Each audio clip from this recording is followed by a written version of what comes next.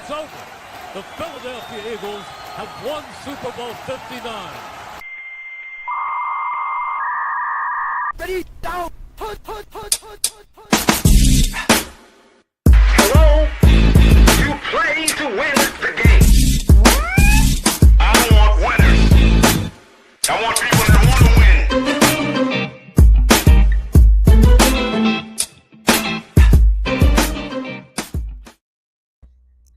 What's happening, everybody? It's Dale. It's the Play Call Sheet on a Monday. You know how it is. You know, winners show up on time and losers, you know, they show up when they show up. You know, that's just the way it is in this world. But you know how it is, man. We got to get this thing going, man. We got Monday night football, watch along. That's right. We got the Steelers versus the Dolphins tonight. The Dolphins are actually on a 4-game winning streak, if you can believe that or not. So, who you got tonight in this game? I want to know. Holla at your boy.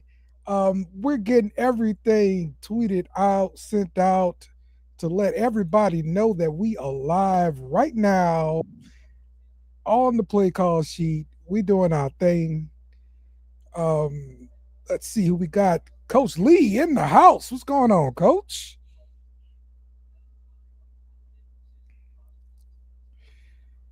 Uh-oh. Hold on. Do I got you, Coach? Oh, Coach will be here in a second. What's the damn deal, Dale? All right. There we go.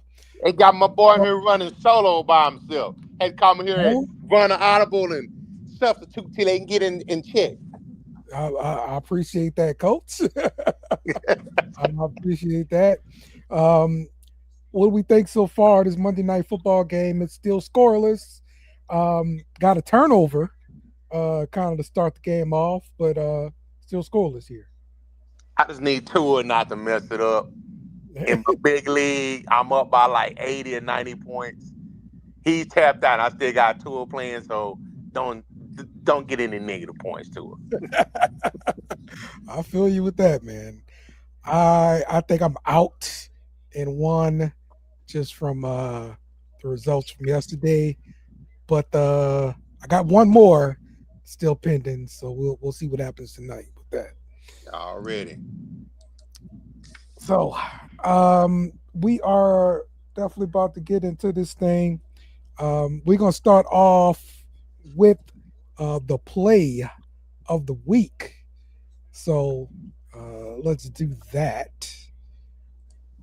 Oops, gotta do it on a whole nother computer. Here we go. Play of the week comes from Chicago.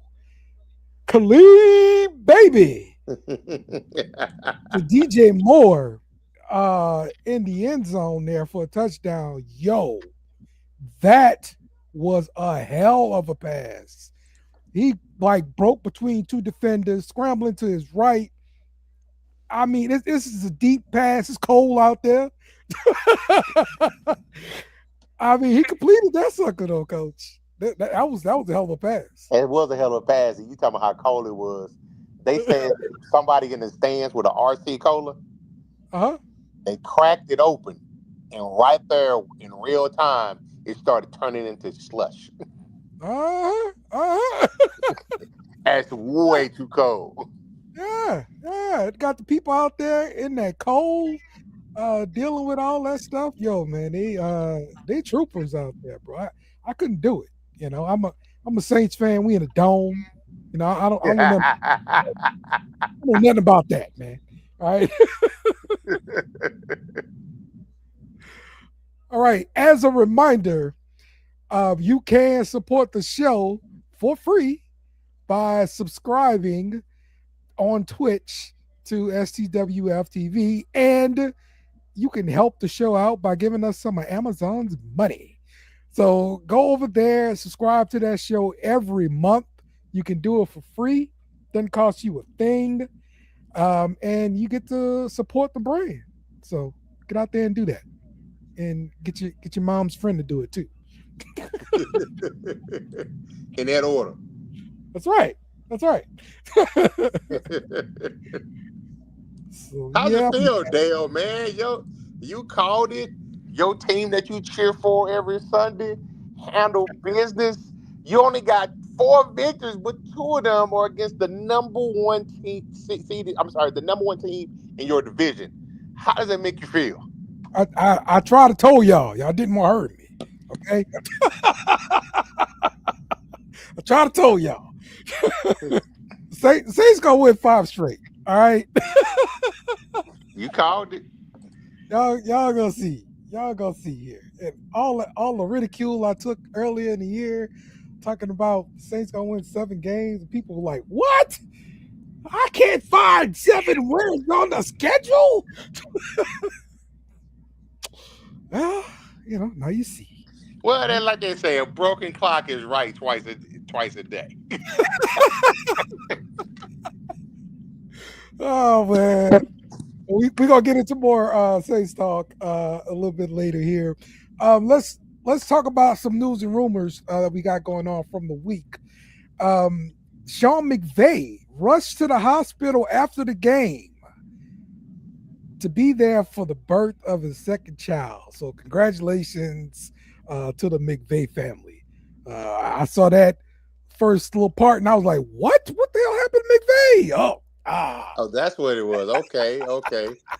Headline sale, bro. Yeah, that's right. Absolutely. Now, his 2nd kid, right?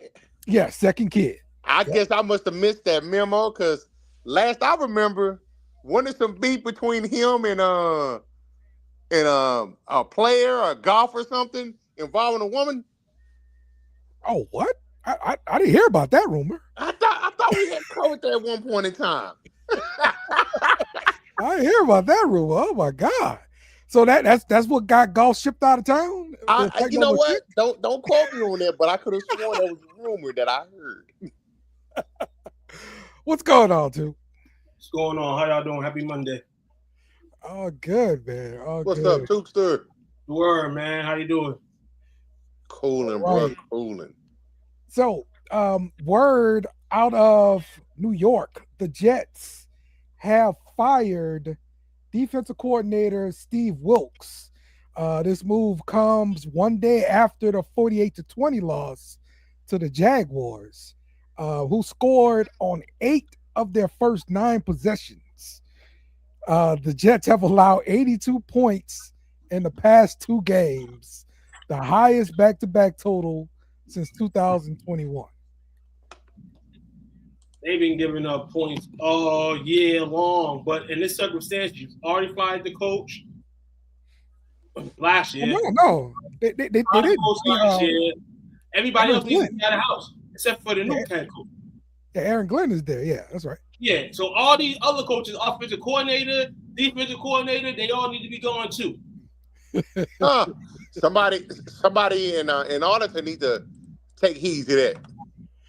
Well, listen, Aaron Glenn was the defensive coordinator from the Lions, so we wanted that system brought over here to the Jets. What happened? Steve Wilks is what happened. That's what happened. He's the guy. He's the guy that's being fired, or he's the guy that's the head of the show. Wasn't he the same guy that got fired 1 year after coaching the Cardinals? Yes. Yep. Dang. Then he also interned. Did he intern for a stint with the Carolina Panthers too? Yeah, he did. Where it looked kind of good, but they wasn't going to keep him. But see, I thought he went from the 49ers to the Cardinals. That's what I thought happened. No, I believe he had a stint with the Cardinals as well, but I believe he had a stint with the Panthers as well. Mm-hmm. It was like a weird little carousel for him. Yeah, man. Yeah. Hopefully he can find works elsewhere, man. I mean, I don't know how much time he got ticking on his coaching career in the NFL, but I mean, I don't know if he's gonna be coordinating, but He could be in Even if he dressed, position. even if he dressed fly, there's nobody that can like correctly coordinate the Jets. It's a bigger problem in New York, other than who they're firing. Okay. Jets need a Ryan. That's Yeah. the only thing I can say for him. Go hire Rex. Rex won it again. How you doing, Will? Sick days. I'm trying to get healthy, but I'm doing all right. How y'all doing? All right. What I mixed? News. Commanders are shutting down Jaden Daniels for the rest of the season. Should have Oh, brought him back in the first place. Oh, 3 weeks too late, stupid.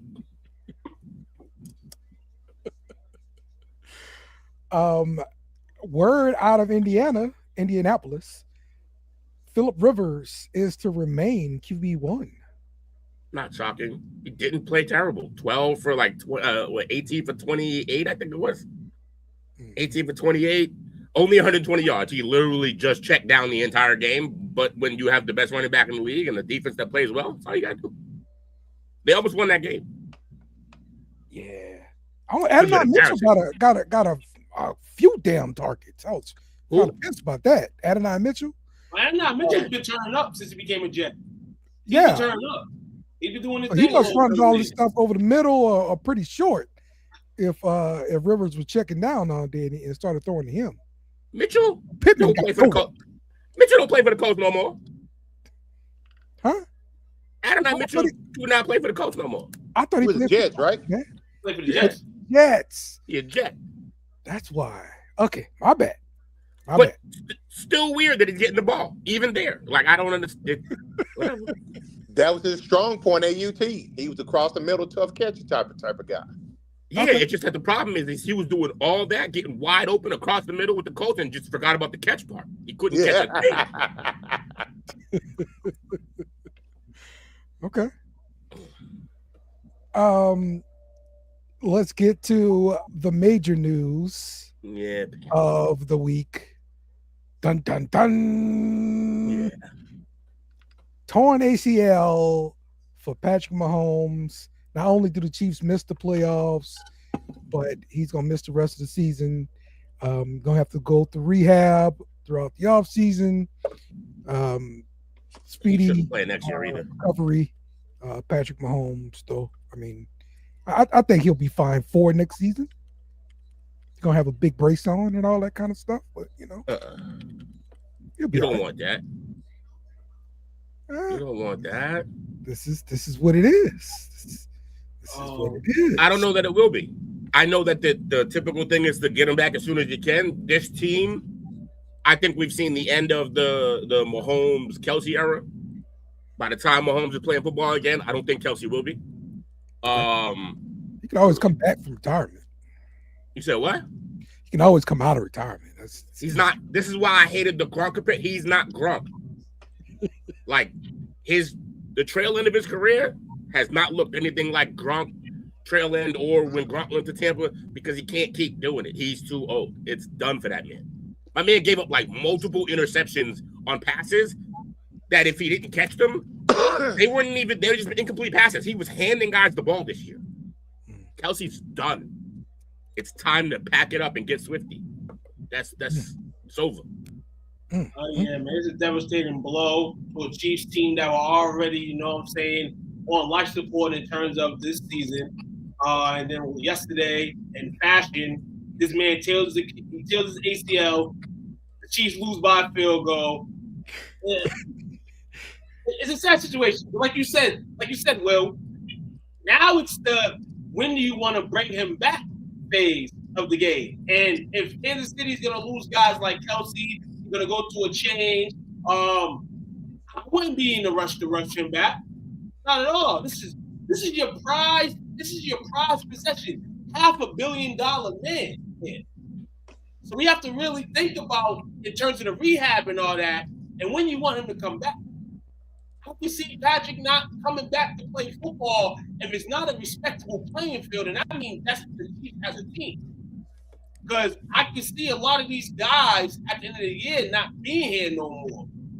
I can see Kelsey retire, So it's going to be what happens in KC. This was devastating blow. 2 minutes left in the game just about. You know, First, from the Chiefs, first thing I do in the offseason is when the draft comes, I trade Chris Jones for a fucking package. Like, just whatever you could get. Because, again, I think his timeline, based on whenever Mahomes gets back, is also on the clock. He's getting older, too. He's amazing in the prime of his career still.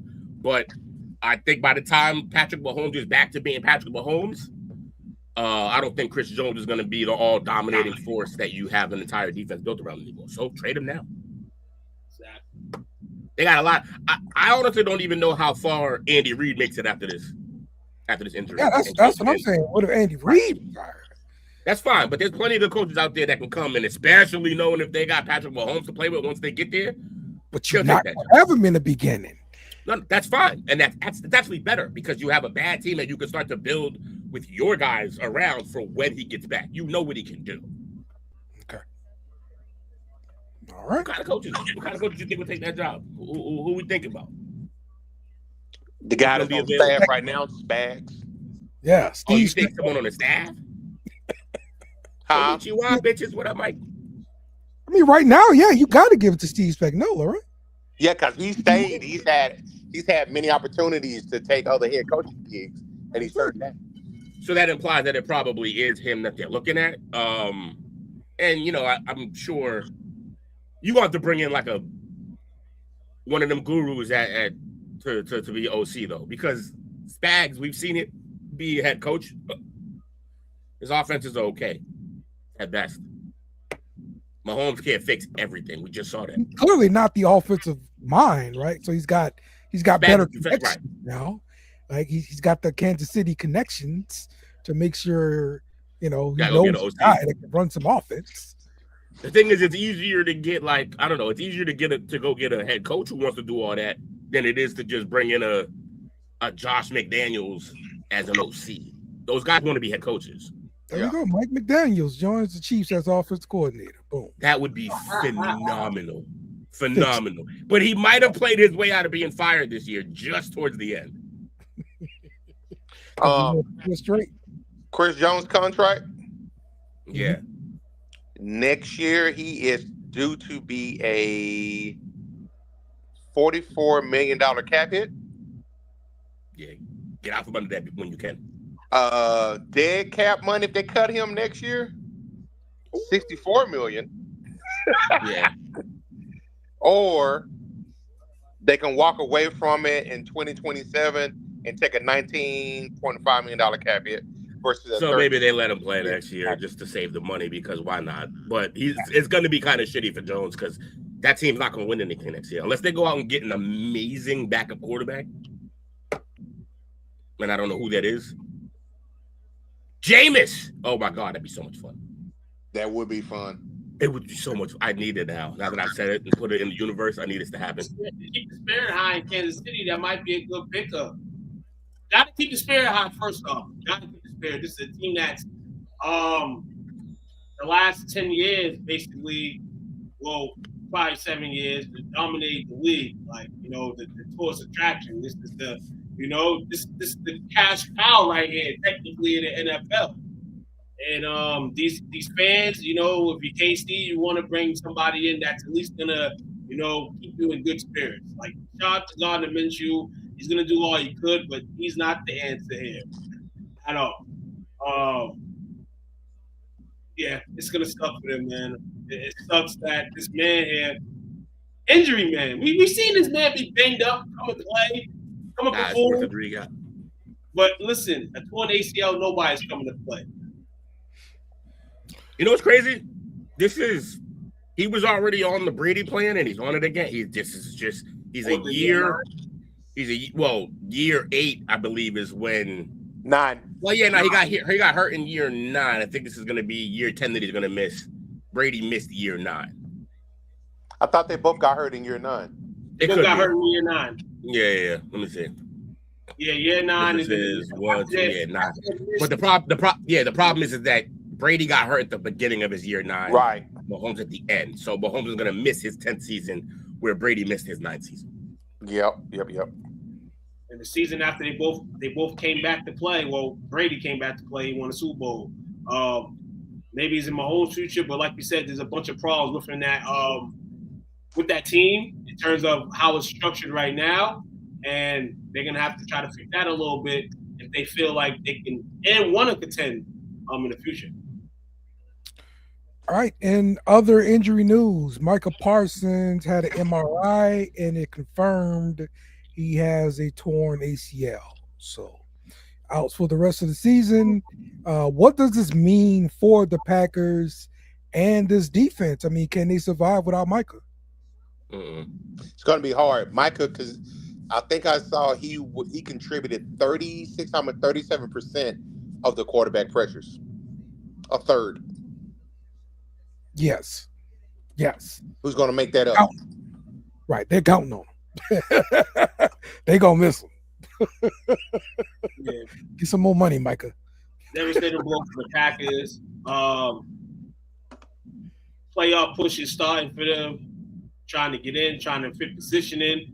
He was kind of juggling with that 1 seed in the NFC North until yesterday's loss. You still got some chances to get that number 1 spot in the North. Can relevate to a 1, 2, or 3 seed, but yeah, overall, if you're a guy giving QBs havoc and the whole team at 100%, you giving a third of that, that's going to be very difficult to kind of cover over for them. I mean, you've seen what happened in the loss yesterday. You've seen that they was giving up big. You've seen it giving up plays to the Broncos, and they've done that a lot of times this season, even with Micah in the lineup. So,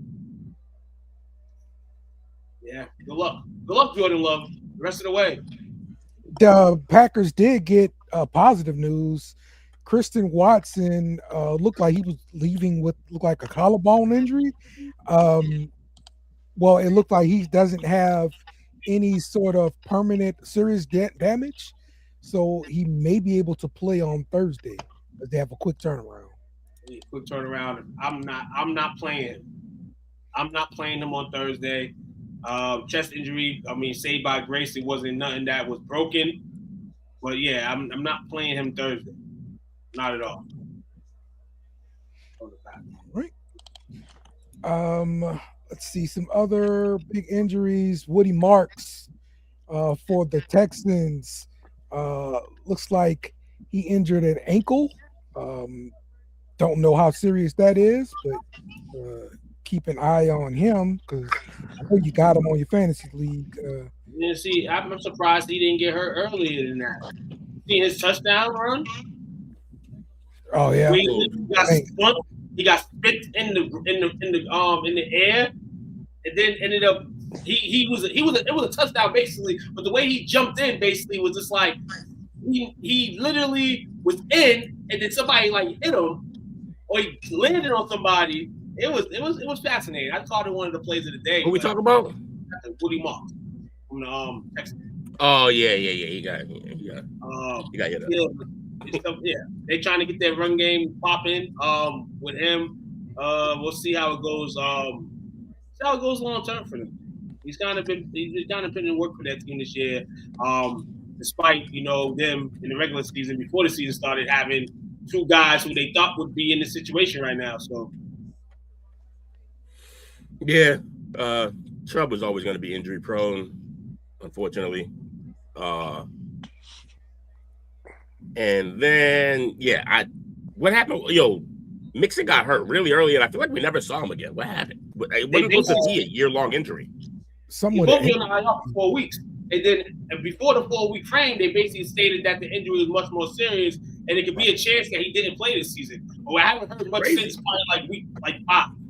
Yeah, that's crazy. Which is crazy. Well, another crazy thing is that Mixon is a mystery. Yeah. And the Texans have the number 1 defense in the league right now. They jumped over the Browns. So, oh yeah, great defense, fun to watch. Devontae Adams went down with a hamstring injury. I don't know if you guys watched that one. I saw that live. I saw the sniper got it. Pow. Yeah, sniper got him for sure. He got to be done. They were talking about maybe this week. I'm like, no, not at all. So, not this week. And I'd shut him down to the playoffs. Honestly, you're not going to need him till then. So shut him down. Yeah. Shut him down. Yeah, well said. Shut him down if you have to. You have valuable pieces on the field, and you've seen wide receivers come through in the voids for Nuka and Devontae whenever they've been hurt. Devontae less because this is his first season with the Rams, but they got some young guys behind them, Puka and Devontae that can put in some work too. So trust your team. Don't rush that. According to Brandon here, he got word on Mixon was after the injury. The area wasn't getting proper blood flow, so it wasn't healing properly. So it hurt his rehab. So pretty sure he went to Germany to go get the goat blood, the magic goat blood, and he's gonna be good next year. Regina Keen, magic goat blood. Devontae going down kills me. I'm going against the number 1 seed next round, and that's my YW. Damn, man. Hey, waiver wire plays key, man, in this time of the season, man. So hopefully your waiver pickup is dope, to be your number 2, 3, and 4, because I don't think you're gonna be able to get another number 1. Sorry, Miz. Yeah, that's a rough year. Cam Knight for the Cardinals sprained his ankle. He did not return to the game. That freaking bum lost me my playoff game. Roma Doomsday. We heard Doomsday before the game he was about to play. He was gonna play. Well, during pregame warm-ups, he hurt himself. Mm-hmm. He did not get activated. So Roma Doomsday. I'm gonna be real with you. Was he on your? He could have played. He could have played. But you know he what? Hurt himself during the warm-ups. No. Yeah, he hurt himself during the warm-ups. It was fucking freezing out there last night. Freezing. Listen here, I think he contemplated the weather a little bit before game time. Was just like, yo, man, we can keep this up another week. Hey, I'll play next week. They'll be on the field next week. All right.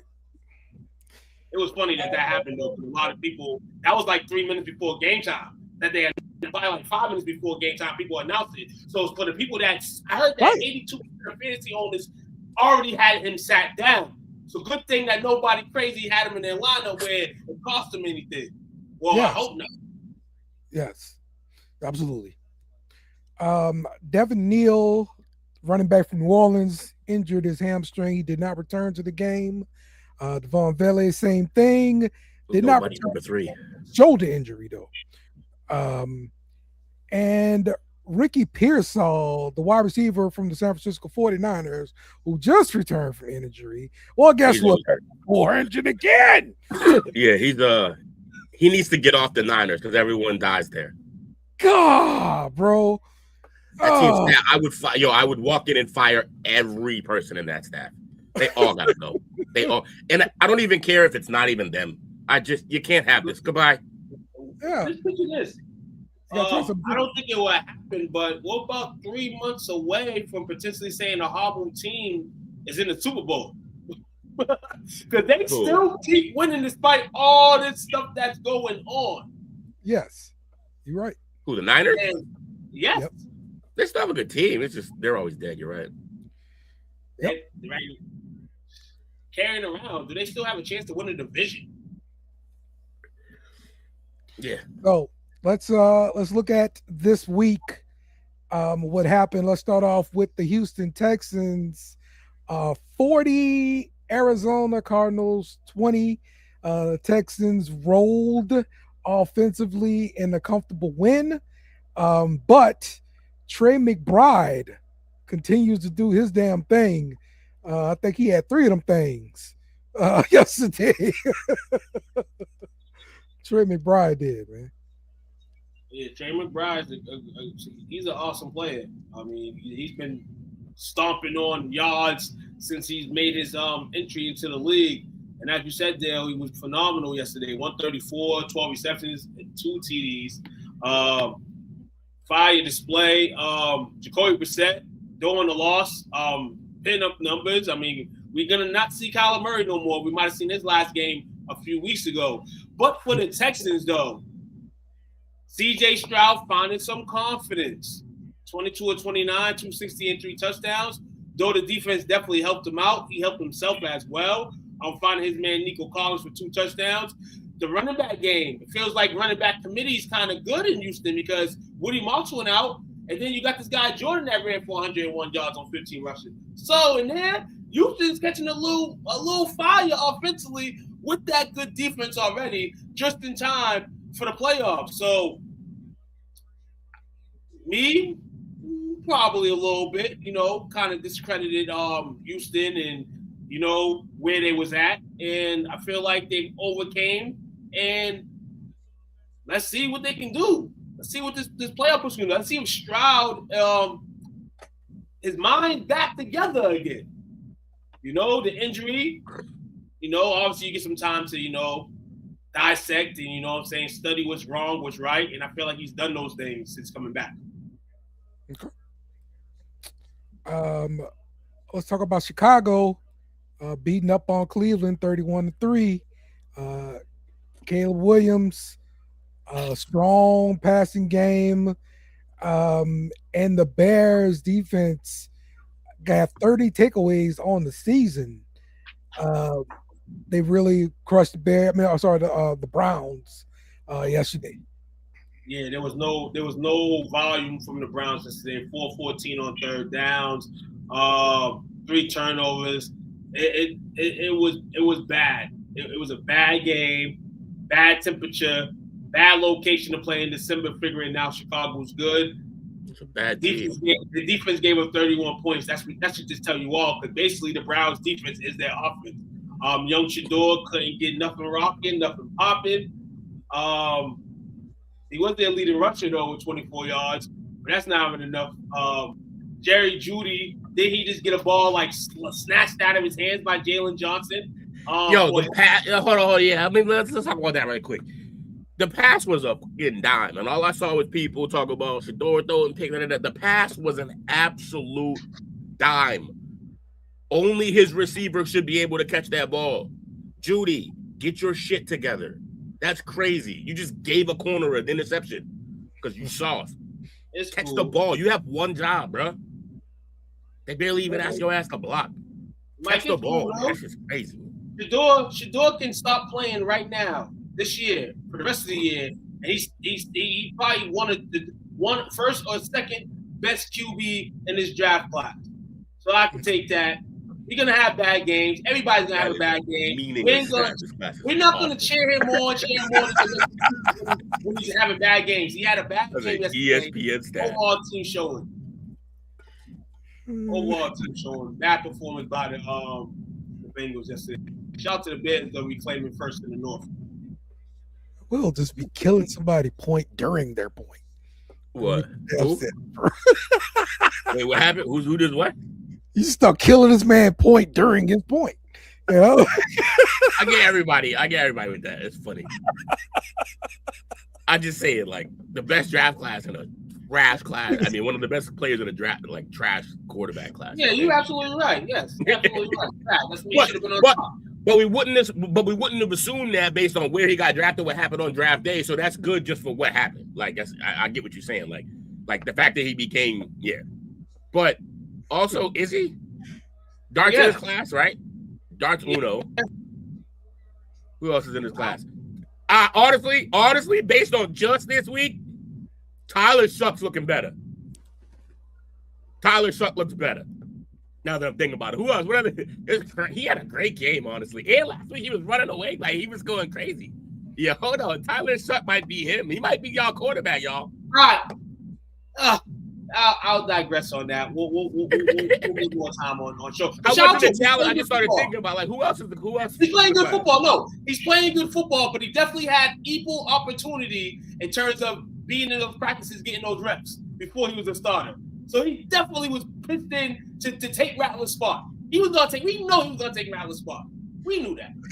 Oh, he was in a better spot. Yeah, he was in a better spot. He didn't have another rookie there. He didn't have a diddler there, and he didn't have the old man River at the beginning, like Joe Flacco and stuff. So yeah, no. Shador had more mountains to climb to get into this spot. We're gonna act like Mike right now. We're gonna be versus on show. We're not gonna act like he played a bum ass Buccaneers team that's lost like 8 straight. The Panthers who will up and pop and block. We're not gonna act like that. Yeah, I know. I don't want to hear that crap. He played a good team, but not a great defense. When we get to the Saints segment, how about that? What have I done? Sorry, to what have I started? No, you didn't start nothing. All good. Let's talk about the Rams. What we be subject to now? The Rams 41, Detroit Lions 34. High scoring shootout. Rams clinch a playoff spot, and Matthew Stafford probably just solidified the MVP race with his duel with Jared Goff here. I don't know. Pretty much. If his game is evenated, against the Seahawks, if it's even, it's not crazy bad, but it's not crazy good in the middle. Yeah, I think Stafford kind of got his spot in the MVP. He's ahead right now, at least. He went toe-to-toe with another guy, Jared Goff, yesterday. That been balling out. Hey, simple. They were down a little bit early. Stafford didn't flinch. Got right back in motion. The Lions didn't have enough. And sometimes we talk about teams not having enough for the Lions. When their offense is crazy and booming, they didn't have enough for the Rams, particularly halfway through the second quarter and after that. They didn't have nothing. Shout out to Ramon St. Brown, though, putting up numbers, doing his thing. Jared Goff had a great game, 338, 3 touchdowns. What more can he do? He showed up. He didn't make no mistakes. He showed up. He did. You're right. Dale. The Rams was a better team that day. The Lions couldn't get nothing on the ground. Shout out to that Rams defense. That was the intake of the game. Shut down Gibbs, lost me 2 fantasy leagues, not 1, but 2. Thanks for y'all for doing that. Dale, you said he wrapped it up based on a duel with Goff. Here's the thing, though. Goff isn't the one that's ahead of him on the MVP list. Okay. You're right. Drake and Josh Allen went head-to-head with the top 2 guys in the MVP race. I don't think they moved because they both played out of their minds. Okay. Stafford was already number 2, wasn't he? I thought Stafford was the last time we checked. I thought Stafford. Oh no, Josh had dropped. Josh had dropped. Right. Okay, so Josh dropped, but he beat one of the guys that was ahead of him. Josh Allen beat the best team in the AFC yesterday. He did. We're gonna talk about that. He did that. He did. And he not only did he beat the best team in the AFC, he beat the best defense in the AFC and made them look pedestrian because it wasn't the offense that lost us that game. All right, we got one more game before we get to that. Okay. Denver Broncos 34, Green Bay Packers 26. Bo Nix threw 4 touchdowns. Broncos clinch a playoff spot. No. And of course, we already talked about Micah Parsons being lost for the season for the Packers. Now, people are gonna probably blame the fact that they lost Parsons on his loss, but they was already not doing great with him. Okay. Denver, as I definitely expected, I think that Denver's a better team. I don't know why, and I'm not even pretending to be right. I don't know why I didn't believe in the Green Bay Packers this year, but I didn't. And I think we're gonna get an incomplete look because now Micah's gone. But yeah, I don't know. I didn't believe Denver's a better team. Play. And I said, when Washington was having this little string of games, they found somebody consistent on their team. I asked this season, what receiver is going to be the guy? And that was ultimately going to be the problem for Green Bay, probably. And it's not the problem. This guy, Jordan Love, is the problem. You can't continue to have a consistent game, then an inconsistent game, then a consistent game, and you can't continue to do that. That gives teams headaches. When you go inside and you're like, well, is our QB going to come play today and show up? Do you think it's because of him, or do you think it's because it's a revolving door at receiver? Yes, that too. I thought at the beginning of the season was the revolving door of wide receivers. But I feel like this year these receivers are coming to play somewhat. And I feel like he's being inconsistent as hell. Well, they're coming to play when healthy. But they all play in 2-3 game stretches, then they get hurt again. I don't know what is happening to the Packers receiving core, but they have 4 guys that pretty much every team in the NFL would employ. 4 They guys put heavy pressure. at They receiver. put heavy pressure on guys. The Packers You put said heavy what? pressure on guys. You know how many sacks the Packers had yesterday? How many? 0. They had no sacks yesterday. There was no pressure at all. Bo Nix all day felt like the man. And the question I had was, what's Nix going to be able to exploit the defense? He did that. And they got the win. He was able to exploit the defense. You know what I'm saying? They were down in the ceiling a little bit, but he kept patient. Sean Payton ringing heavy calls for him through the microphone, and he's going out there and performing, man. So shout out to the Broncos, my high. I forgot. I guess it's one of the toughest to play in the league, and I expected them to win yesterday, and they didn't. I've been tough on the Broncos' weapons. But I think we have some consistent emergences now from Harvey. Harvey was a guy who was supposed to maybe even get the starting job. Didn't necessarily get it. I don't know if it was injury or whatever. Harvey playing really well now. Yes. Sutton's always going to be Sutton. He's not a great number 1, but he's a number 1. I think he'd be a great number 2. But he's not a number 1, but he's playing number 1. But the kid Franklin, I've liked Franklin, and now he's starting to put together some consistent work. Yes, he's definitely that number 2 guy, and he's definitely putting on over 14 yards per catch yesterday. Had a ton, matches Sutton's ton as well. So that team is literally coming in our eyes. They're going to be more than likely the number 1 or number 2 seed in the AFC, and it's going to be interesting to see if the AFC does run through Mile High.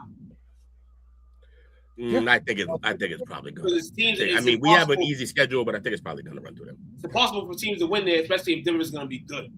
It's a hard place to play, man. Hard place to play. Yeah. I mean, it's cold. You can't breathe. Yep. It's not fun. Yep. All right. Let's get to our Patriots update. Sponsored by 2 Bums Without a Patriots podcast. Only got one of the bums today. One bum. Where's the other bum at? He flaked. And the other bum said, "Oh, I'm going to be here." Blah blah blah blah blah. Oh yeah, we're gonna be here. Hey. He had 4 of his favorite teams losing the last week. I guess he's still, Yeah, he's on the struggle bus right now.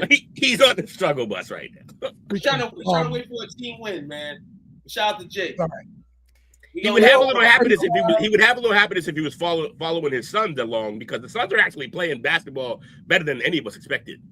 But different topic. Bills 35, Patriots 31. Josh Allen looked like he engineered a massive comeback from 14 nothing. 21 nothing. I'm sorry. Yes. And 24-7. So we keeping pressure on you guys for the AFC East. Yeah. Now I know. I told y'all how I was gonna go. I picked my Patriots. I didn't want to pick against them. I didn't want to jinx them. But I knew the Bills were gonna win this game. I just think they were better set up to win this game. But yeah, I wasn't. The only thing about this game that I really take away is that I'm a little worried that Josh could do that to our defense. The first time we played them and we won, it was an ugly game on both ends. Like no one looked great, and we toughed out a win. This game was a shootout, and it definitely shouldn't have been a shootout. Like, our defense should be better than that. I know Josh Allen is Josh Allen, and he makes Josh Allen-ass plays, and he did that in the game. But our defense is good enough that shouldn't have been. We should be able to keep a lid on him. Not stop him entirely, but keep a lid on him. What's this? Jake had Ohio State lose the Patriots in back-to-back weekends. Yeah, man, it's done. Yeah, he's on a struggle bus right now. He'll be all right, though. I'm worried about the defense. That's not a game that I expected them to have. So, even though I expected to lose, I did not expect our defense to just. They couldn't stop a nosebleed second half. Nothing. And I get that it's Josh Allen and James Cook had a game, but we got 142 yards out of the rookie Travion Henderson and lost this game. Yes. And lost this game. It's not good. It's not. You got to do better than that. Defense got to show up. Now, On the flip side, I don't believe that's something I got to worry about long term with my defense. But yeah, because not every team is Josh Allen and James Cook and them. But that is a team we're gonna have to see again if we're gonna. Yes, that is your division. Eventually, you got to handle that. We beat them once. They beat us this time. Now the odds say it looks better for us the next time, but I don't know. We'll see. Okay. All right. Anything to add here too? Anything to add? No. It was a great matchup. It's what I expected 7-8 weeks ago when I said when they play again, this is going to be what it was going to be. It was going to be a matchup possibly for the MVP. You know what I'm saying? Maybe. The Bills were heated that the Patriots got them in Buffalo, so they were definitely for that get back. And I just feel like Buffalo needs to win this game to kind of hold that. Go to Patriots is going to probably be the best team in that division this year. For Buffalo to still say, hey, respect us a little bit. I agree. You know? And that's all. I mean, other than that, Patriots first half looked good. Second half, Buffalo looked good, but it's 2 halves to a game. And Buffalo ended up with the better half of the game. Yeah, second half. Sure. And listen, nothing to take away from none of those QBs in the game. It just things didn't happen. Things didn't go and bounce the Patriots' way when they should have in the second half. Here's the thing, Mike. Defense has a day off. He just can't see May getting it done in the playoffs. What's your thoughts on that? May literally doing everything he needed to do. You know what I mean? Like he played a relatively mistake-free game. Wasn't too crazy. He made great throws. He extended drives. He was rushing the ball. My man was out there blocking to make sure Travion got to the end zone. Almost beat him in a race. That's how fast Drake May is. That was good stuff, bro, for real. It was amazing. Yo, that reminded me, it's one of my favorite plays in NFL history. It's not even like a crazy play, but y'all remember the greatest show on turf, Rams, right? You got Warner, you got Marshall Faulk, but the receivers, you got Holt Bruce and Oz Hakeem. There was a play where on like a slant, Oz caught a slant, and him and Torrey, they burned everyone. They raced to the end zone together. And it was always one of my favorite plays. That's how that play looked, except he had to be there to make sure that scored. Drake May out here making the big plays. Nah, Drake's fine, man.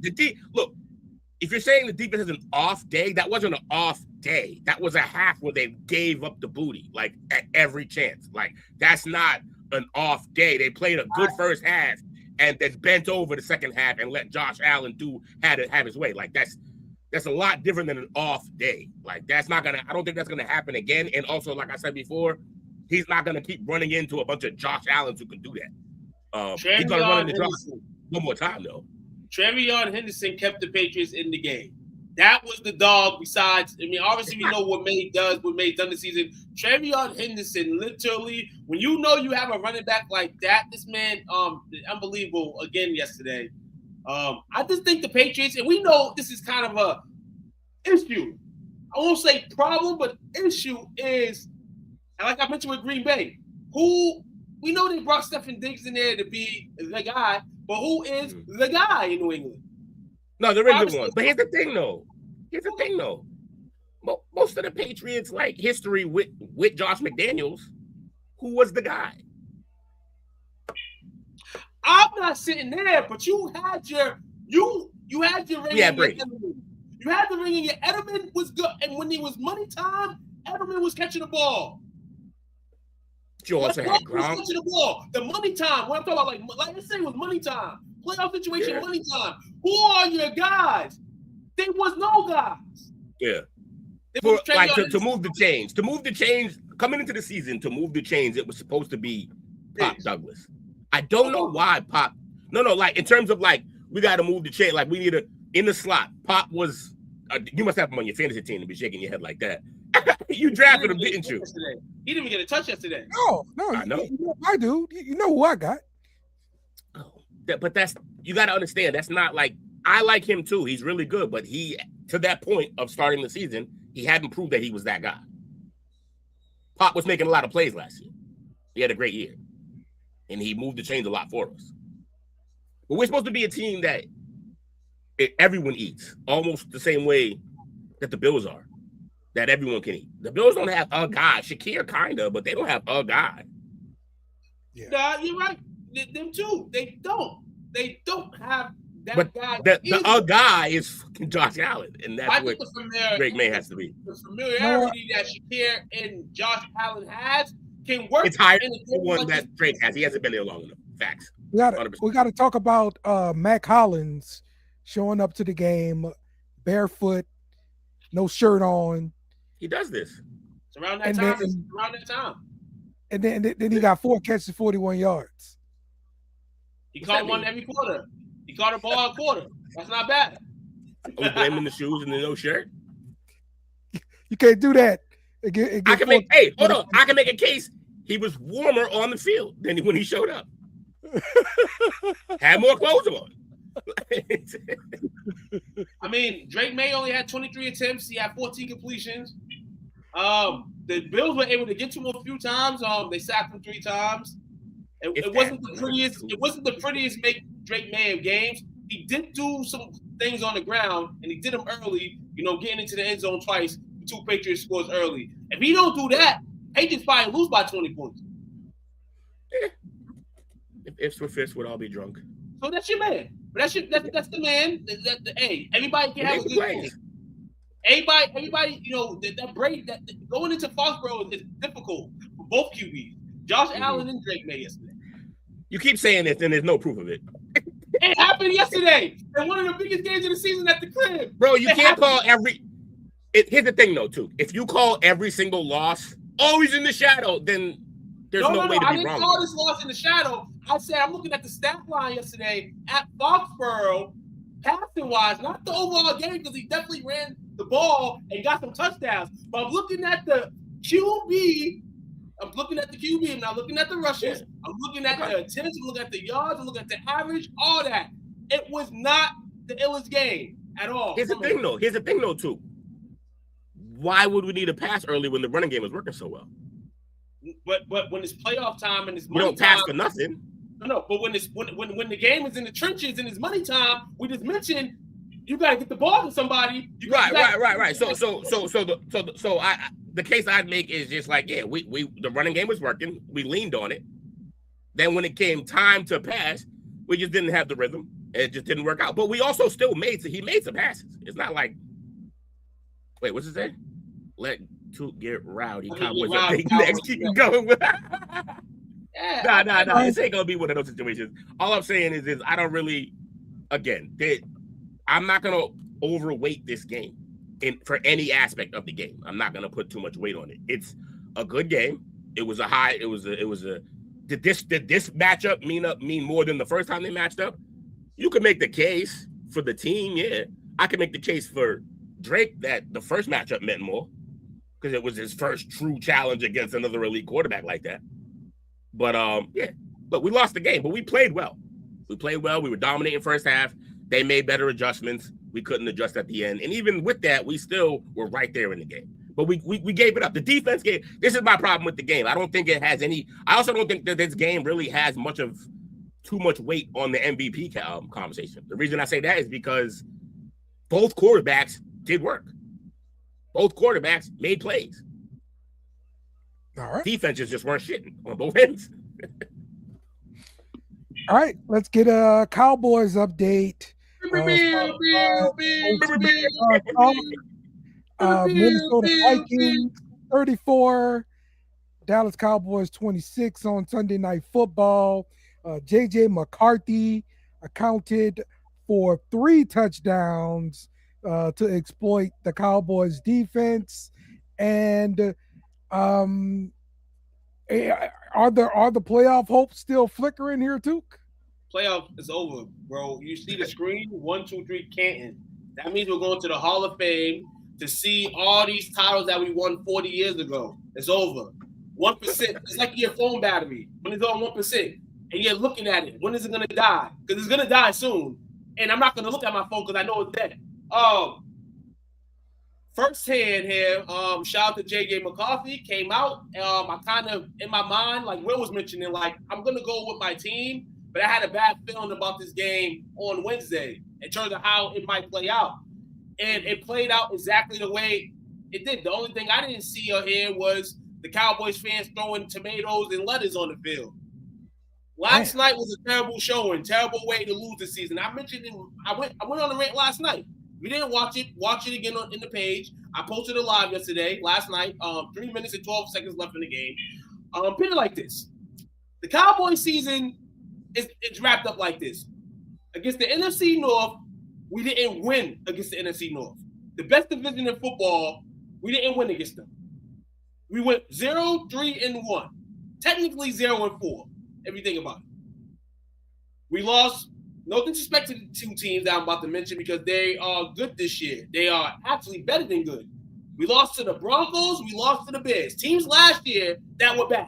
That's early in the season. That's still coming up. Good this year, but yeah, you're right. Arizona. We lose to the Cardinals, which is 40%. Not Kyler Murray, 40%. That's a tough loss. And then we end last night's game losing to the Vikings.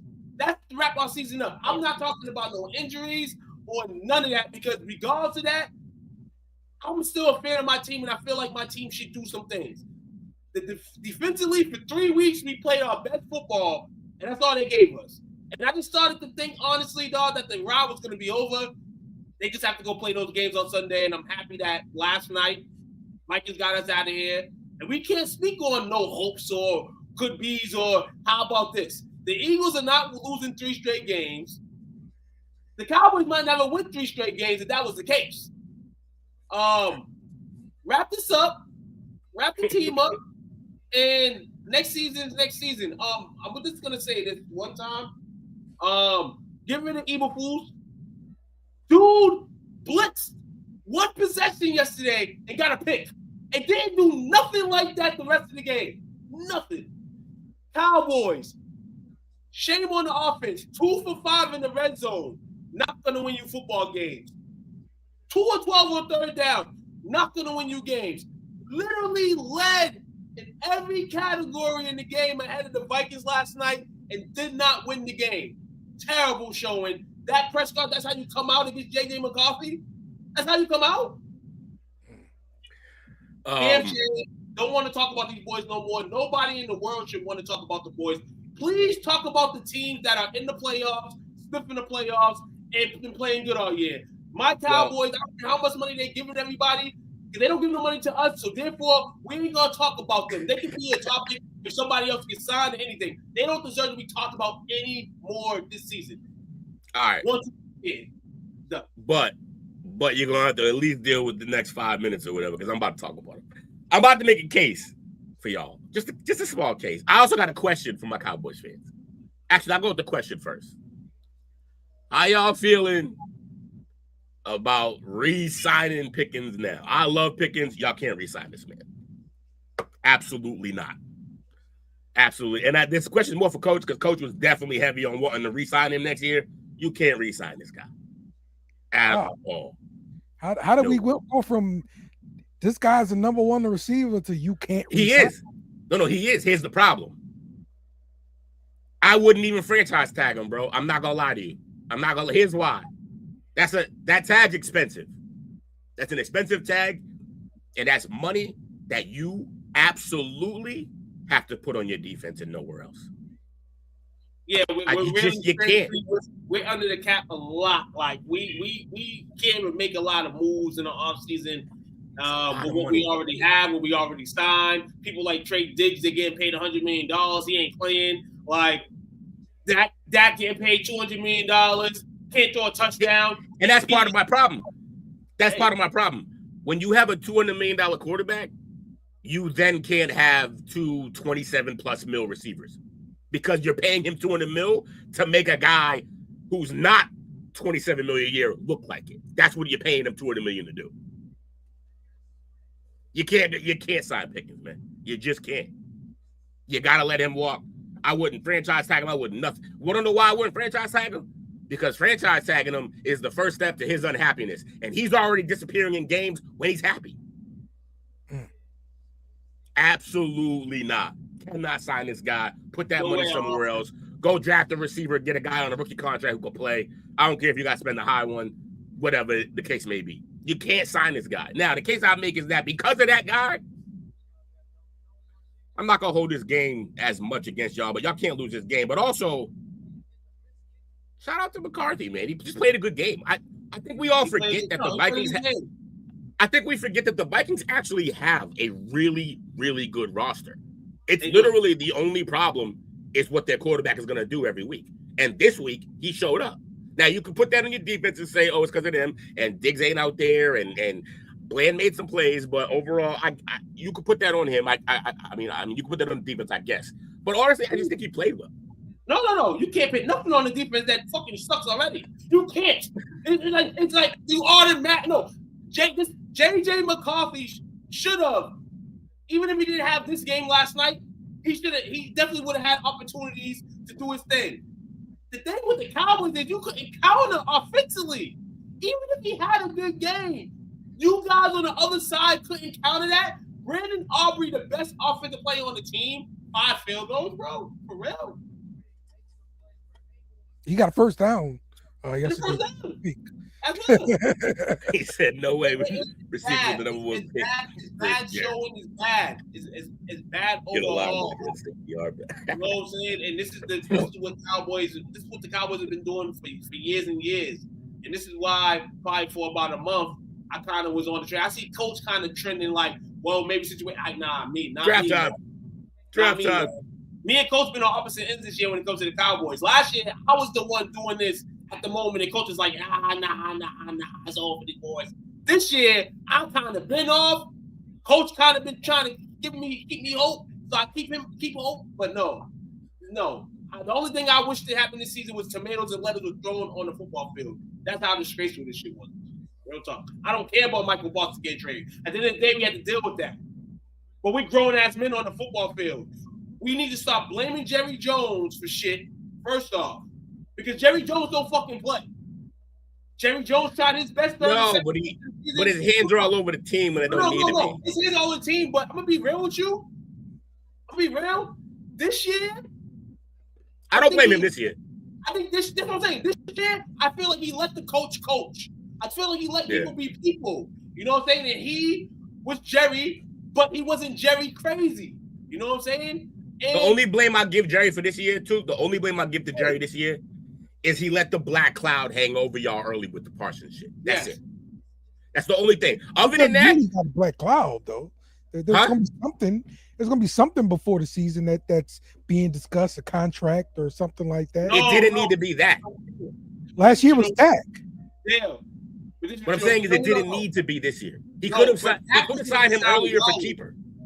Dak was going to get signed regardless. But the problem is that me as a Cowboys fan, I always say before the season starts, let there be no problems. Let there be no problems. And guess what? That Michael Parsons issue became a problem. It became a problem. Yes, it did. It became a problem. That's not how Cowboys operate. Like you guys should expect this going into the season. There's going to be something. No, he loves to be in the media. This was different, though. This is different, though. No. It's the difference when your quarterback's already going to get paid and then it's sitting there thinking about the number. It's different when your defensive lineman is talking your best player podcasts that he want to be traded and he wants to play with another team, and ultimately he does. That's a problem. Yeah. It's a lot different. Yeah, it's a lot different.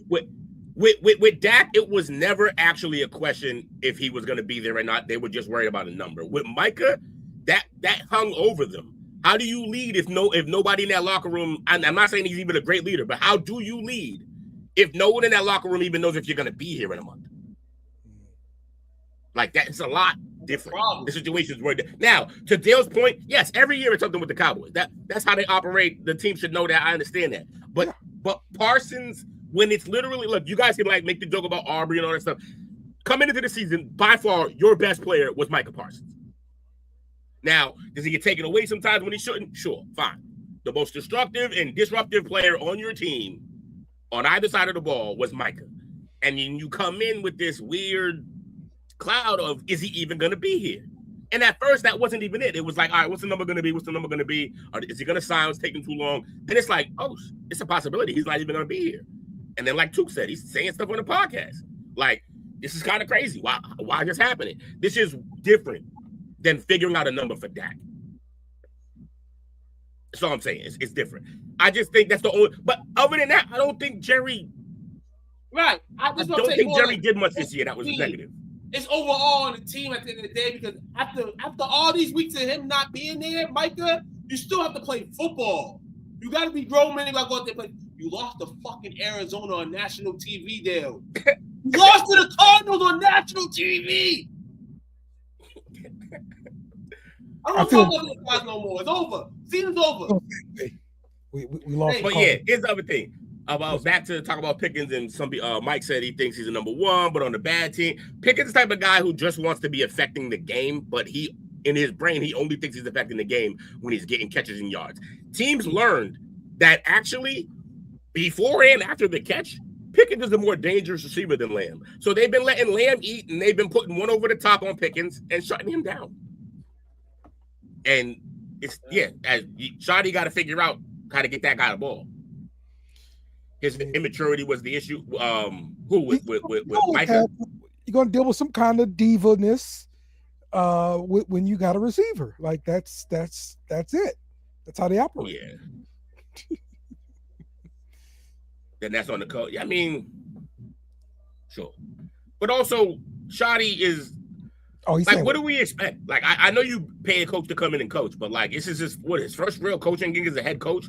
And he's taking over the Dallas Cowboys and then you got guys with clouds over the team's head. Like it's a tough spot for the wrong. Shoddy did nothing wrong this season. Jerry Jones did nothing besides Micah, I guess, whatever, he did that. But other than that, the team got to come out here, and I'm sick and tired of people blaming the people upstairs. The people on the field play football, and what's the record? 6, 7, and 1. Terrible. Let me find out Coach Keyboard being the keyboard warrior, though. We don't never disagree like this. My man's in the chat. Just coming at my neck. No, son, I'm playing with you, bro. This is funny. Shout out to the Cowboys, man. Okay.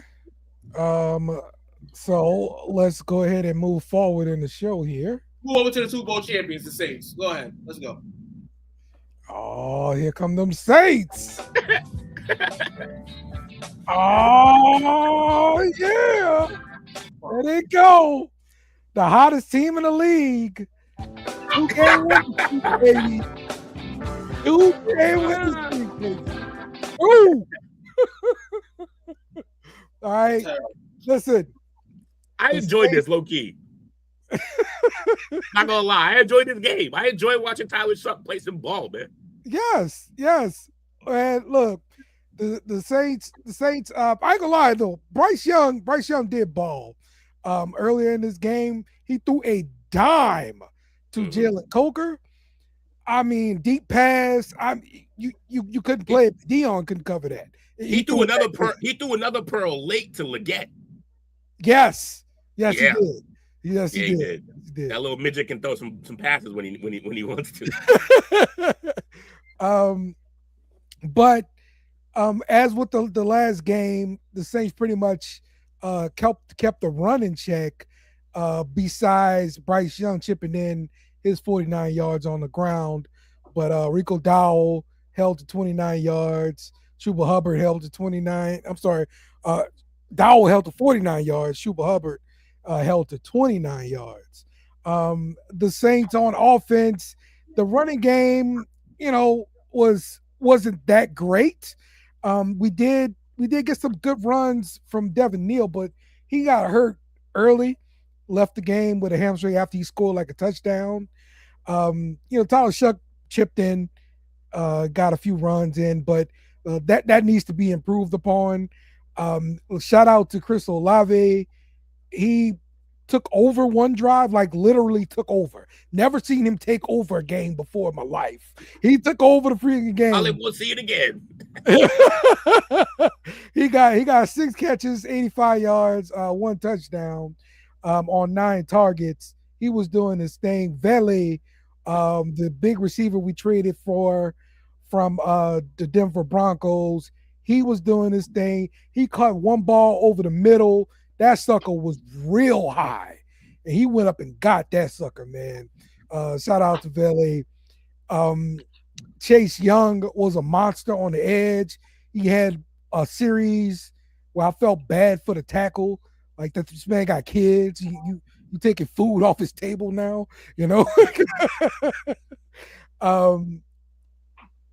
look, they just playing pretty good ball for the most part. Don't get me wrong, they still got defensive penalties and drive killing penalties that hurt. But I saw Tyler Shuck overcome a lot of these behind the chains kind of penalties.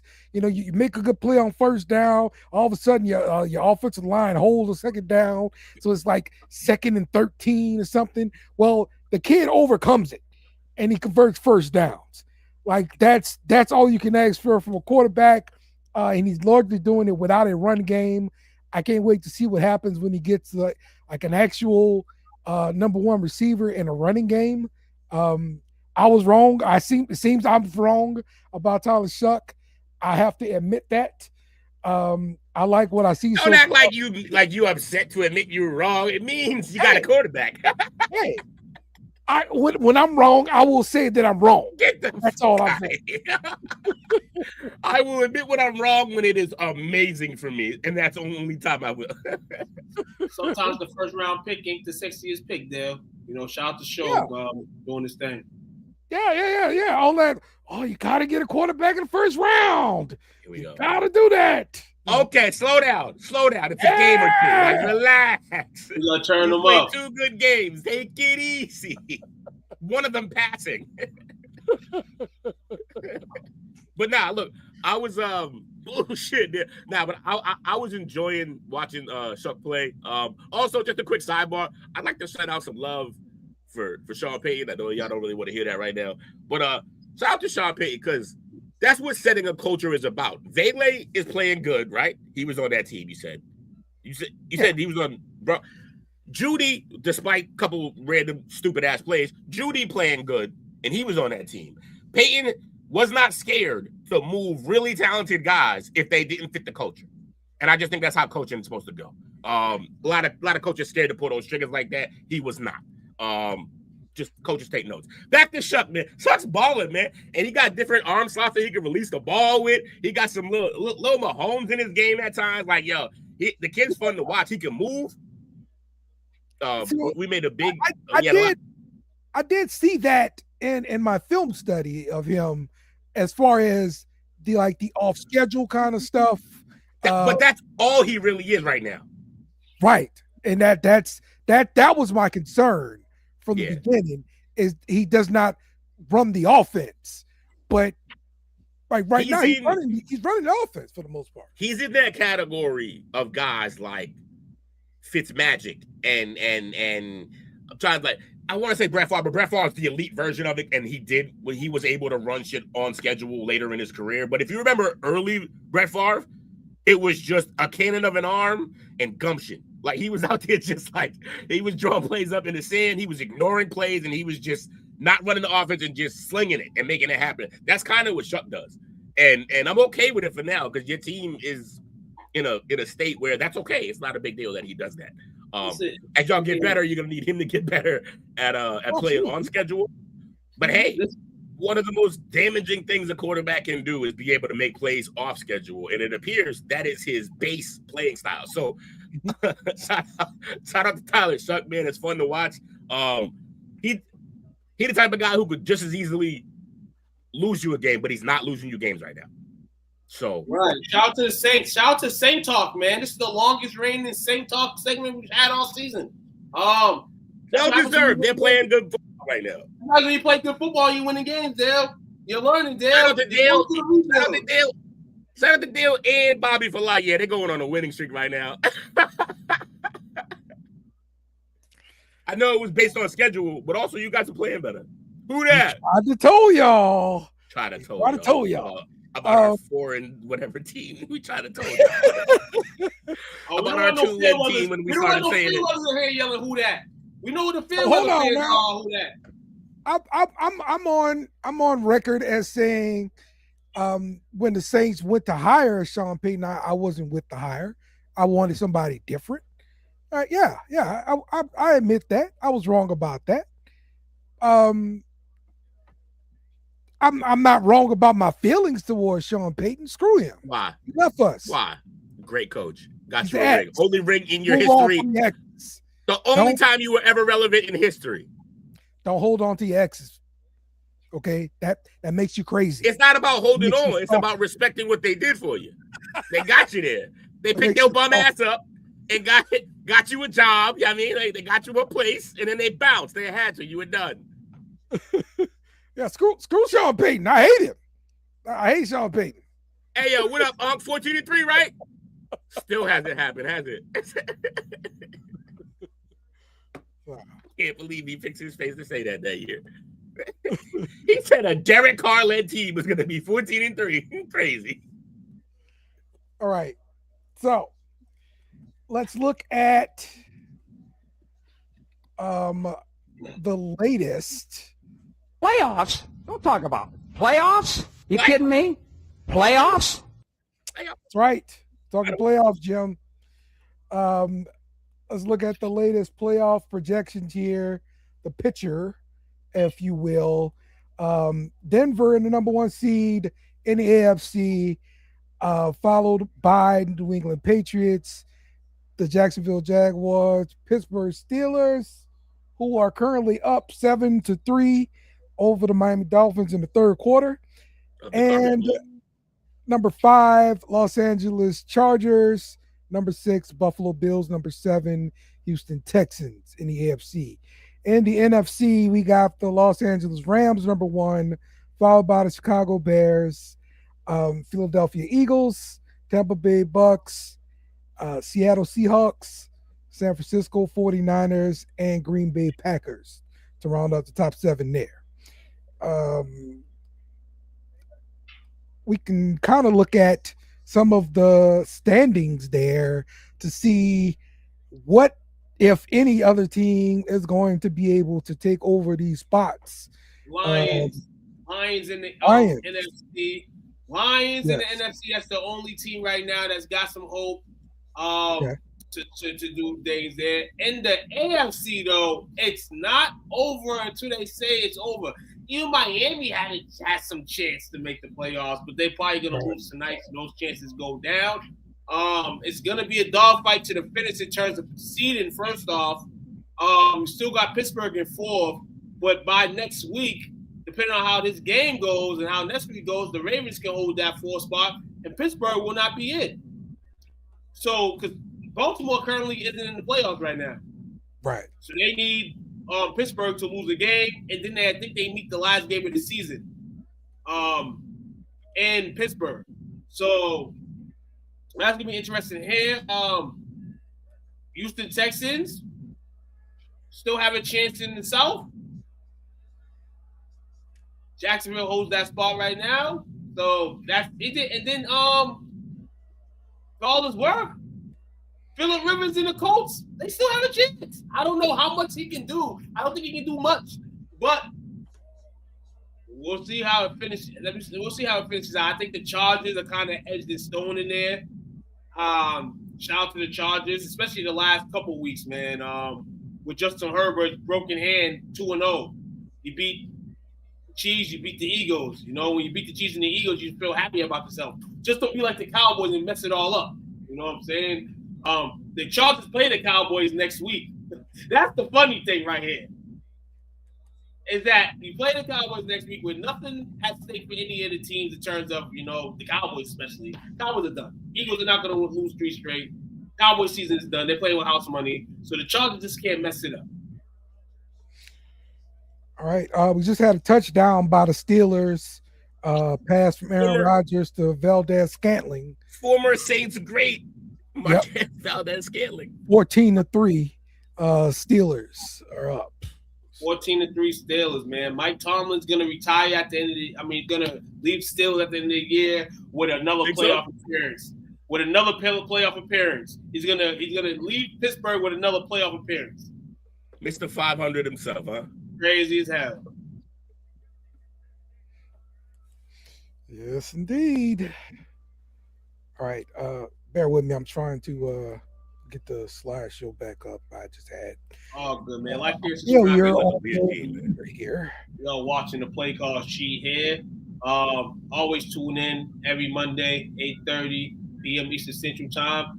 Come ride with the homies. Tomorrow, come mess with us on the chop up. Same time, same network. You know how we get it in on Tuesdays on the Chopper. Anybody else get eliminated from playoffs this week? Dallas.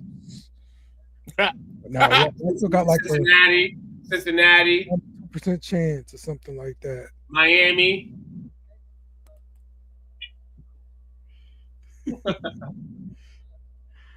Done. All done. The Chiefs eliminated. Chiefs have definitely been eliminated. For sure. Patrick Mahomes eliminated. Mahomes, poor Mahomes. Chiefs found a way to get eliminated from 2 playoffs this week. Because they're going to be eliminated from next year's playoffs, too.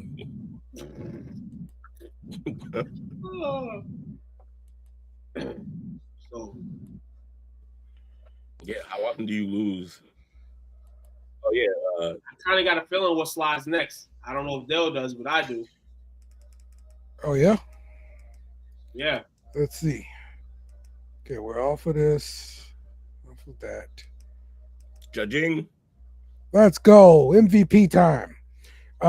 Matthew Stafford leads the way, followed by Josh Allen, Drake May, Jordan Love, and Bo Nix to round out the top 5 for the MVP race here.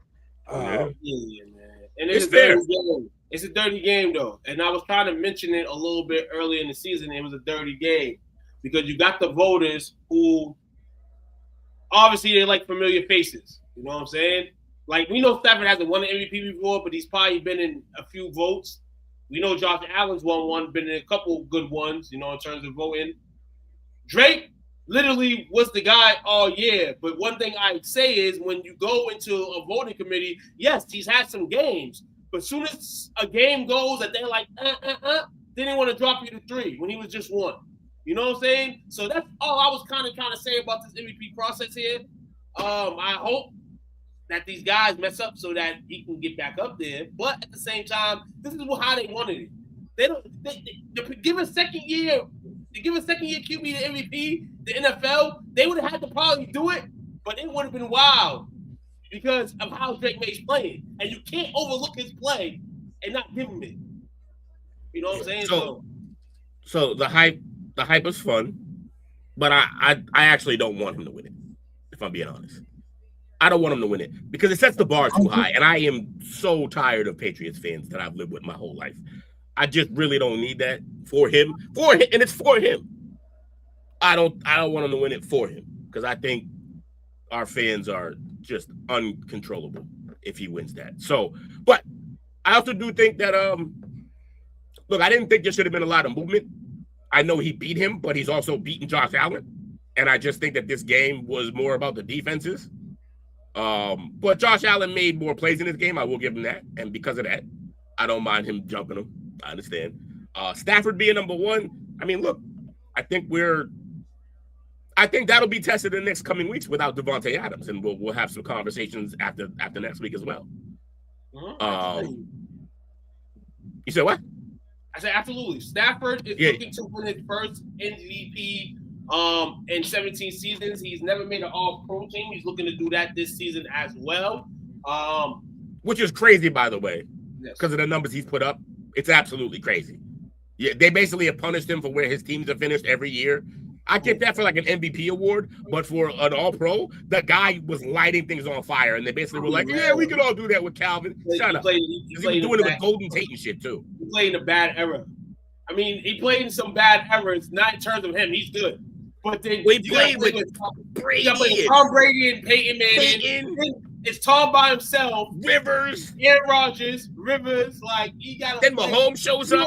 Breeze. You know, Breeze. Eli. Hold up. Eli was never something he had to worry about if we're talking. That's funny, though. Listen, so he had to play with, like, a bunch. And I mean, it'd be dope to see him. It would be dope to see Matthew Stafford hoist the MVP trophy. Hell yeah. Especially when it came in like we don't even know. Well, also it'd be hype for me because I picked him to win MVP last year, not this year. But I feel like he had a shot this year because he had 2 number 1 receivers. But I also thought because of that maybe they would hate on him because his receivers are so nice. But yeah, it would be nice to see that he deserves it. Dallas Show is number 10. I'm hearing. That is hilarious. I mean, what are we doing here? What are we doing? All right, let's take a look at our pick'em. And oh my gosh. No, There we go. Staying in number 10, though. Look at that. Staying in the top 10. We've got SEAL Team Knicks, followed by Swab House to tie up for number 1. Oh no, what happened? Who's cleaning your clock? Cleaning your clock next. I think that's Bobby. Bobby was just in number 1. He dropped off 5 games this week. No, that was for the college. He won the college. I thought he was number 1 in this too. I didn't remember SEAL Team Knicks being number 1. No, SEAL Team Knicks been number 1 forever. Wire to wire. Let's see. Doomslayer number 5. Tejas Made. Hey, he got it again. Number 6. Locked in now. No Pity for the Killie, followed by me. Then Goodwill Punting at number 10. There you Hey, go. top 10. That's all I care about right now. There you go. Playoffs. All right.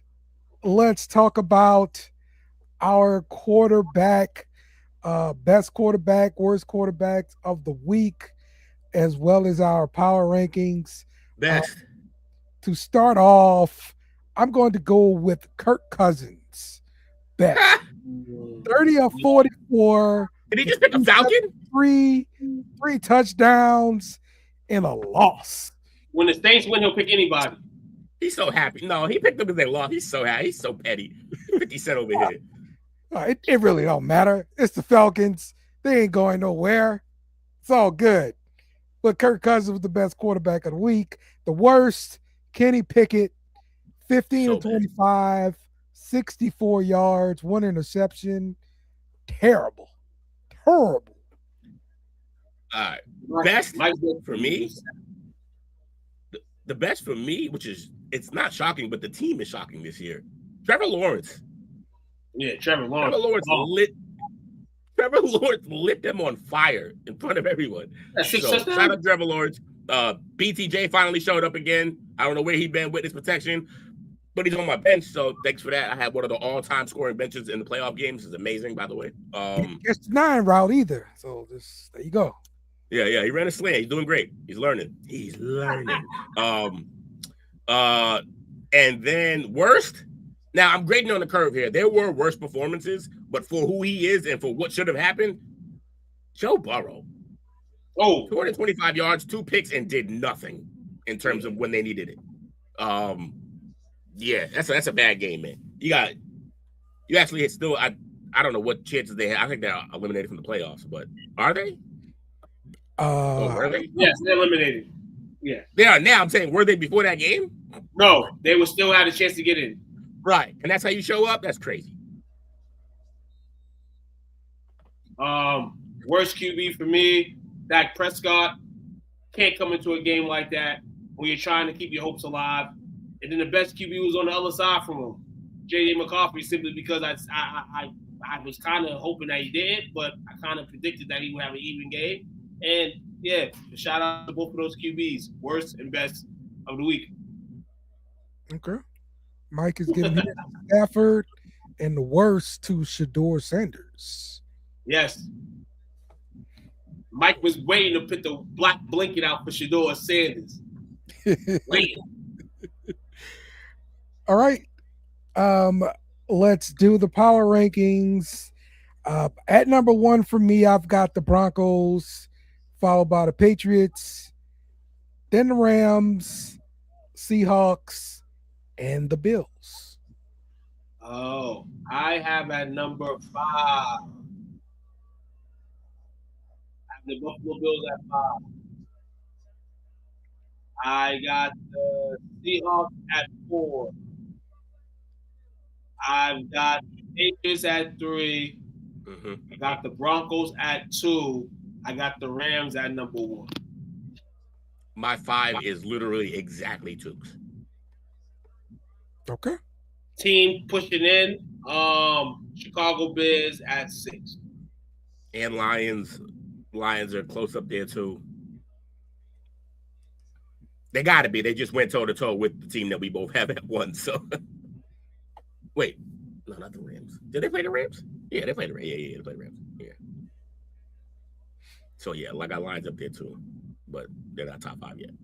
And Mike got Broncos, Rams, Pats, Bills, Seattle. So, yeah, we all have, like, I think we all have the same number, like the same 5. There's different orders. Coach, what's your 5? Wake up. It's terrible week 15. I'm happy that it's a couple hours from being over. Only good note this week is that in the STWF Junior League, I am advancing to my 4th straight semifinal.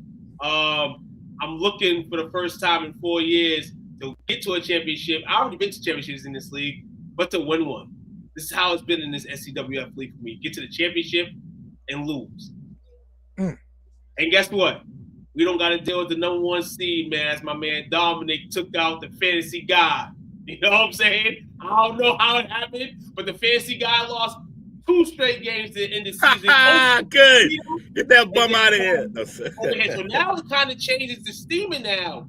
I was technically supposed to play Dominic in the semis, but I think since Unk is the 2nd seed, Unk's going to have to play him, and I'm probably going to play Coach. Talk about best friend versus best friend. Any of y'all ever lose a playoff game by over 100? Oh, I seen that well. I wasn't gonna say nothing. Because I did. Yo, I don't know who Jamar Wars is, but he beat me 210 to 103 in a playoff game. Yeah, so it looks like me and Coach might be settled for another semifinal matchup. I think I played Coach in the semis last year. What are you for? I'm looking for Unk. That's you, Unk? Unk, you beat me like a redheaded stepchild. I don't appreciate that shit.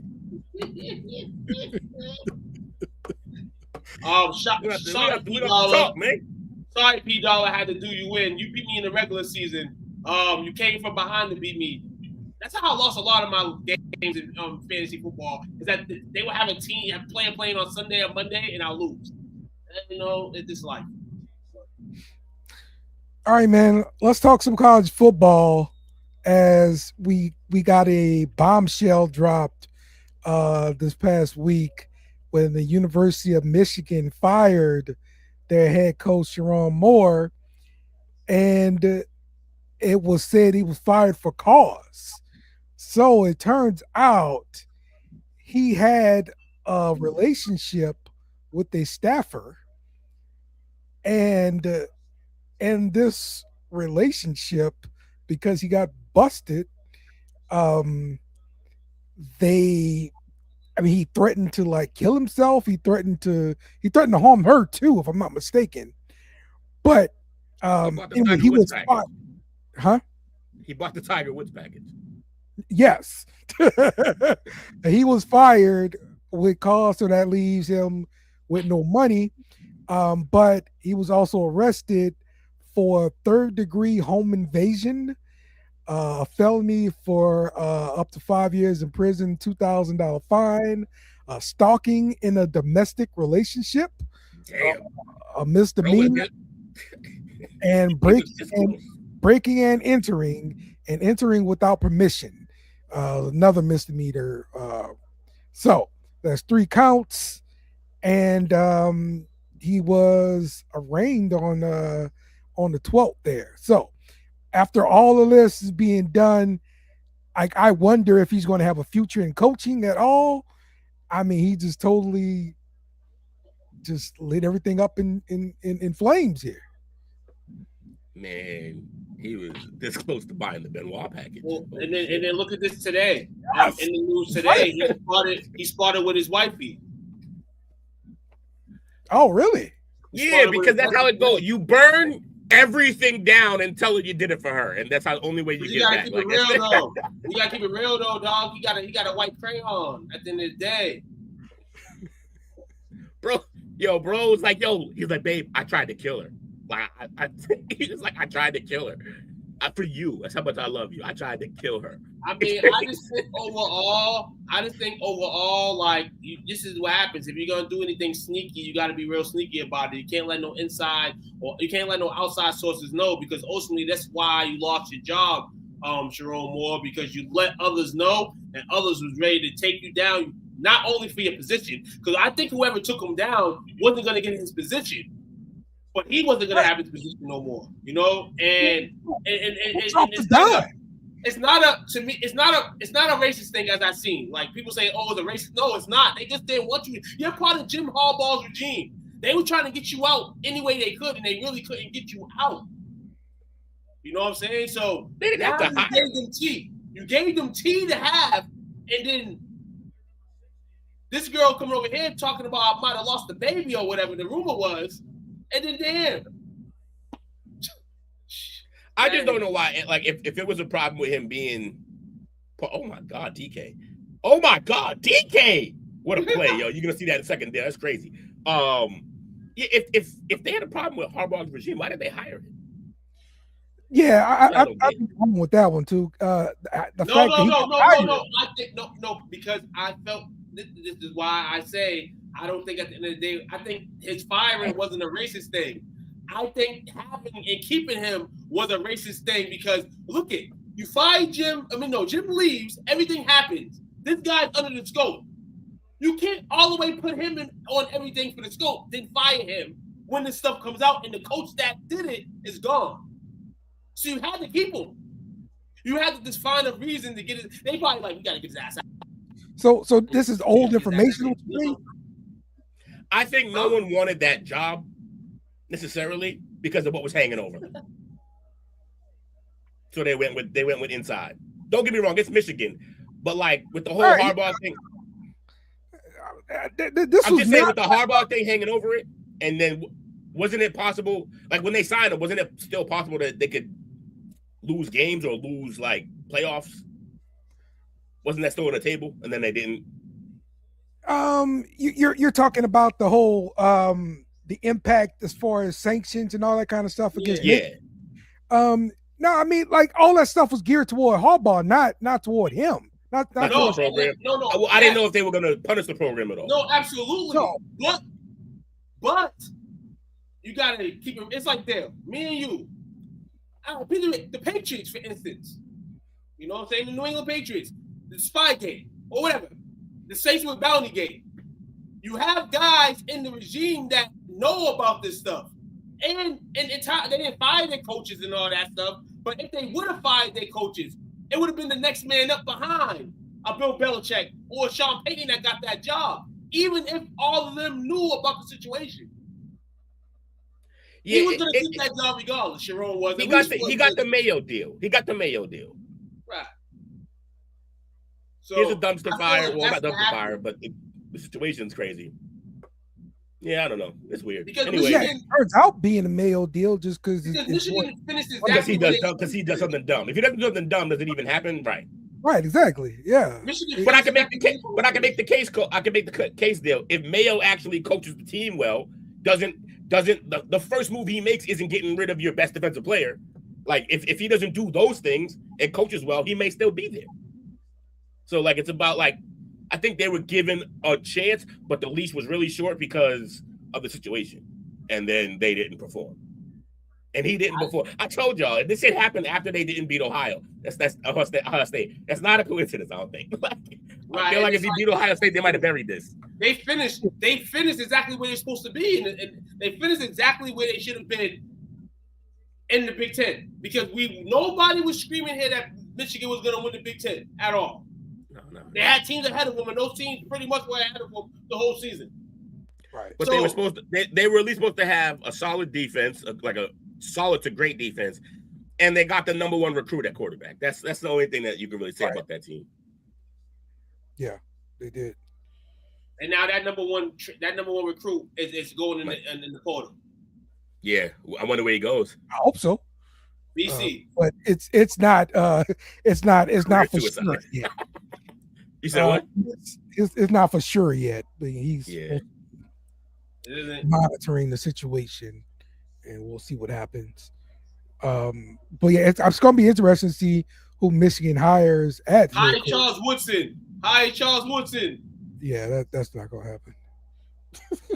I feel like that also rarely works. The guy's first head coach Iron job Shoelace. back at his Iron Shoelace, the guy who couldn't read defenses when he played. Right. Yeah, you don't.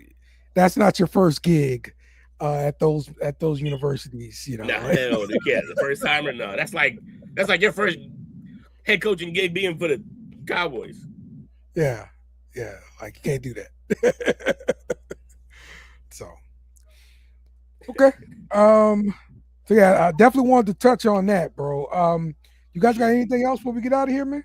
Touching on something, you creep. We on this play call sheet. If you missed this, the last chim chalk about the Dallas Cowboys happened tonight. Don't expect no more talk, no more this season. Okay? Gotta cover him, man. It's our job, bro. Dang. We ain't covering. They can't even cover themselves. They couldn't cover the Vikings last night. They ain't covering them all. They couldn't cover McCarthy. Why we gotta cover that? This might be work. I might get worse sleep tonight than last night, knowing that I had to really come on live in front of all these viewers tonight and speak on this. Mike says, "Hey, Will, I ran into 50 Cent at the casino. I gave him a homemade sweater, and he looked at me and said, gee, you knit?" Terrible. So bad. So bad. That was terrible, bro. Gee, you knit? No, me reading it and then you reading it made it so much funnier, dog. Because when I was reading it, it's corny. But you just said it. So silly. That's bad for a dad joke. That's a bad dad joke. That was terrible. Because that dad joke has the addition of boo. He said that dad joke has the addition of the attempt of being hip, which is the other worst dad trope besides the dad joke. So like he worked in one bad dad trope into another bad dad trope. It's just yes, absolutely. Shit, man. All right, man. Kids. We'll see y'all tomorrow for the chop up. I'll figure out what we're talking about. It's gonna be some. We'll figure out what we talk about tomorrow. If any of y'all got ideas of what y'all wanted to talk about, just hit either of our messages. You know what I'm saying, and let us know. Other than that, send me Sosa and Khalid. Thanks for watching our show. Remember to subscribe for more shows on the network. Smash the like button, share, and comment.